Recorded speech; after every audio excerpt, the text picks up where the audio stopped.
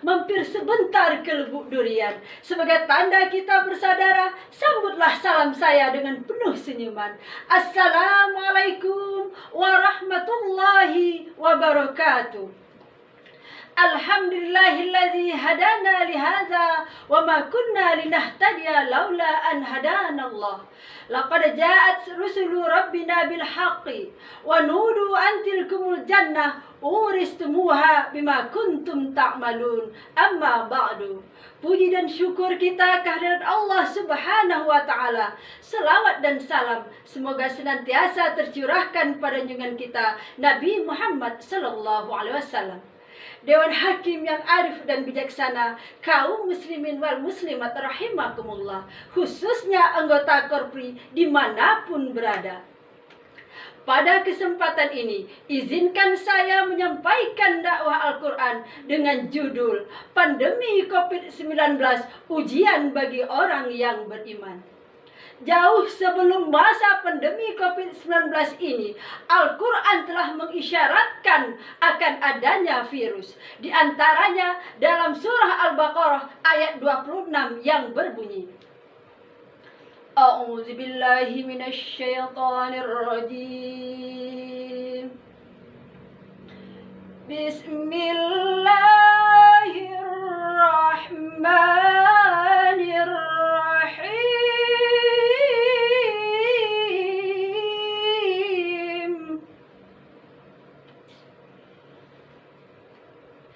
Inna Allah la yastahi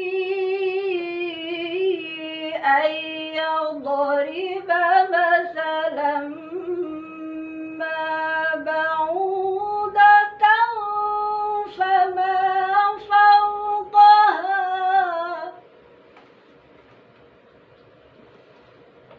فأما الذين آمنوا فيعلمون أنه الحق من ربهم وأما الذين كفروا فيقولون ماذا أراد الله بهذا مثلا يضل به كثيرا ويهدي به كثيرا وما يضل به إلا الفاسقين.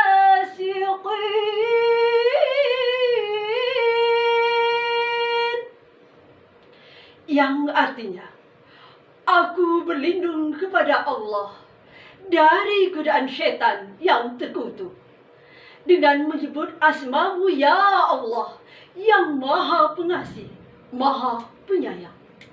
Sesungguhnya Allah tiada segan membuat perumpamaan berupa nyamuk atau yang lebih rendah dari itu. Adapun orang-orang yang beriman, maka mereka yakin bahwa perumpamaan itu benar dari Tuhan mereka. Tetapi mereka yang kafir mengatakan, apakah maksud Allah menjadikan ini untuk perumpamaan? Dengan perumpamaan itu, banyak orang yang disesatkan Allah. Dan dengan perumpamaan itu pula, banyak orang yang diberinya petunjuk. Dan tidak ada yang disesatkan Allah kecuali orang-orang yang fasik. Dewan Hakim yang arif dan bijaksana, kaum muslimin wal muslimat rahimakumullah. Lalu bagaimanakah sikap bijaksana kita selaku orang beriman dalam menghadapi wabah ini? Sebagaimana yang disampaikan Ustaz Ahmad Sarwat dalam buku Memetik Hikmah di Tengah Wabah, saya merangkumnya menjadi 3 sikap yang mesti kita amalkan. Yang pertama, berprasangka baik kepada Allah Ta'ala. Sebagai seorang muslim, yang pertama sekali kita lakukan adalah kita harus berprasangka baik kepada Allah Ta'ala, khususnya ketika menghadapi bala dan bencana. Allah Ta'ala berfirman dalam surah Al-Ahzab ayat 10 yang berbunyi, إِذْ جَاءُوكُمْ مِنْ فَوْقِكُمْ وَمِنْ أَسْفَلَ مِنْكُمْ وَإِذْ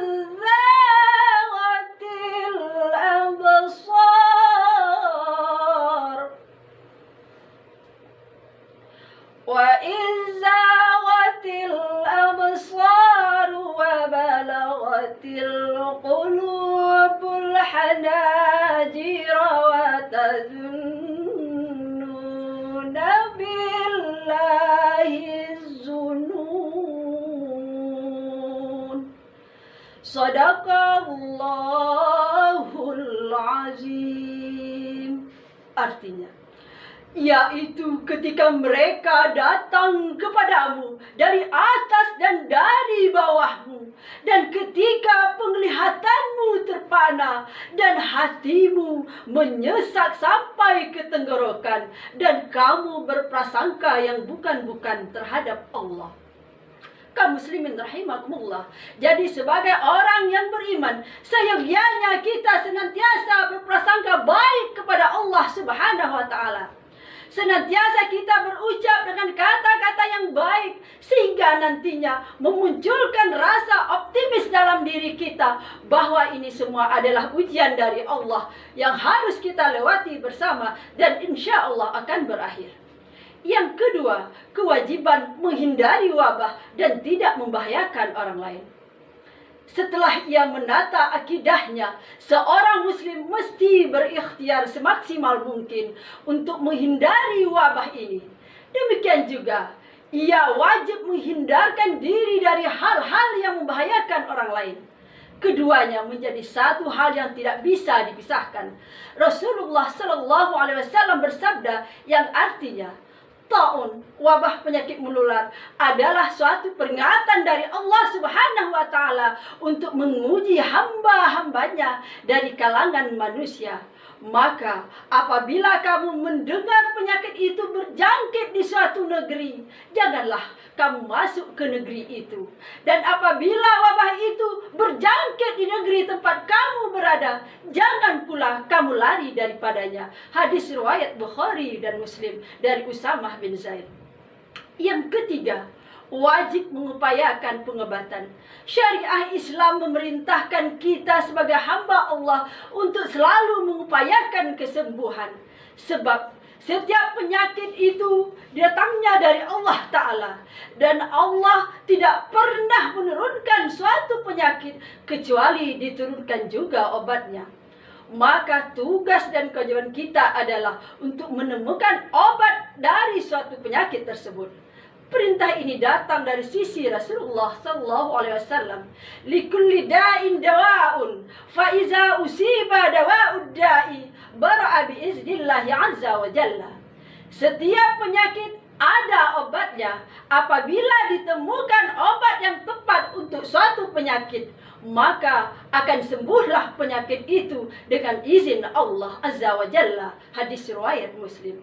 Dewan Hakim yang arif dan bijaksana, kaum muslimin wal muslimat rahimakumullah, mari kita amalkan sikap tersebut di atas, ikuti anjuran pemerintah tentang protokol kesehatan, seraya berdoa semoga Allah Ta'ala berkenan segera mengangkat wabah COVID-19 ini, sehingga kita dapat menjalani aktivitas secara normal dan dapat dengan khusyuk beribadah kepada Allah Subhanahu wa Ta'ala. Amin Allahumma amin. Terima kasih atas segala perhatian dan mohon maaf atas segala kekurangan. Wallahul muwafiq ila aqwamit thoriq. Wassalamualaikum warahmatullahi wabarakatuh.